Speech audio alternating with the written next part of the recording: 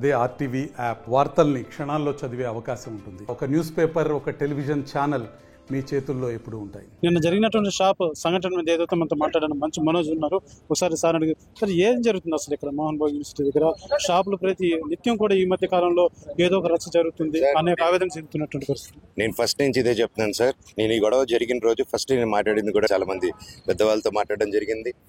ఇది కేవలం ఇక్కడ జరిగే వీళ్ళు పెద్దనికి తెలియకుండా ఇక్కడ రౌటీజం చేస్తున్నారు. నేను కనీసం మా నాన్నగారితో మాట్లాడాలంటే నాకు మా నాన్నగారికి గ్యాప్ క్రియేట్ చేసి లేనిపోని స్టోరీలు చెప్పుకుంటూ ఈ మీడియా తెలివితేటలు అంటే మీడియా హెడ్గా స్టోరీస్ కుకప్ చేసే తెలివితేటలన్నీ అది అక్కడ చేయాలి. అది పిల్లలు చదివే ప్లేస్కి వచ్చేసి అదే మెథడ్స్ అప్లై చేసి మానిటైజేషన్ హెడ్ని తీసుకొచ్చి ఇలా పిండాలనేది చాలా తప్పు. సో ఇది నేను ఎందుకంటే ఇది కూర్చొని మాట్లాడాలి నాన్నగారితో మాట్లాడిన రైజ్ చేసినప్పుడు వీళ్ళు గొడవలు స్టార్ట్ చేసి నా మీద నిందలేసి ఆస్తులని వీళ్ళంతా కూడా పూర్తి భయపడుతున్నారు. ఎవరైనా దాడి చేసినారని చెప్పడానికి కూడా ఎవరు చేశారంటే భయపడుతున్నారు. గతంలో ఎప్పుడూ లేదు, ఈ మధ్య కాలంలో ఎక్కువ కనపడుతుంది. దీన్ని ఏ రకం చూడు సార్, గత 3 సంవత్సరాలుగా జరుగుతుంది సార్. సో 3 సంవత్సరాలుగా ఎందుకు జరుగుతుందో ఇక్కడ ఎవరిని అడిగినా చెట్టుని అడిగినా పుట్టుని అడిగినా చెప్తారు సార్. అంత భయం అంత భ్రాంతులతో ఇంత కట్టిన తర్వాత వాళ్ళు ఎదురు తిరిగి బ్రతకగలుగుతారా?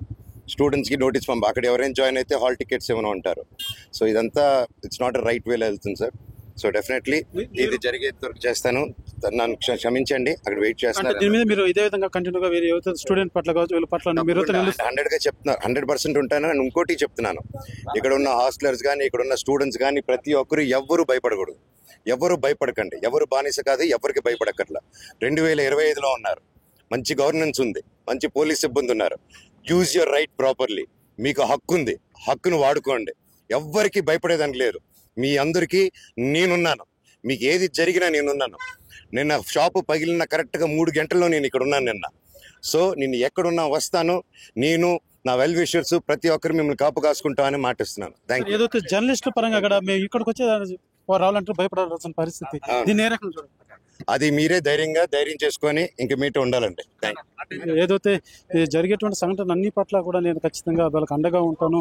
ఏదైతే ఇక్కడ జరుగుతున్నటువంటి కూడా గతంలో ఎప్పుడు లేని విధంగా ఈ యొక్క దౌర్జన్యాలు కావచ్చు అనేకం పెరిగిపోయాయనే సంగతి కూడా మనకు తెలియజేస్తున్నటువంటి పరిస్థితి. ఏదైతే ఇక్కడ ప్రైవేట్ సెక్యూరిటీని ఎందుకు నియమించారో ఇదంతా ఎందుకు జరుగుతుందో మాకు అర్థం కావడం లేదు. ఖచ్చితంగా మాత్రం దీని మీద పోరాటం చేస్తాను, వీళ్ళకంతా కూడా బాధితులకి అండగా ఉంటానంటూ కూడా మనకు తెలియజేస్తున్నటువంటి పరిస్థితి. కెమెరా పర్సన్ కోటితో సురేష్, RTV, రంగంపేట. మరిన్ని వీడియోస్ కోసం ఛానల్ ని సబ్స్క్రైబ్ చేయండి. లేటెస్ట్ అప్డేట్స్ కోసం వాట్సాప్ ఛానల్ ని ఫాలో అవ్వండి. ఆ లింక్ డిస్క్రిప్షన్ లో ఉంది.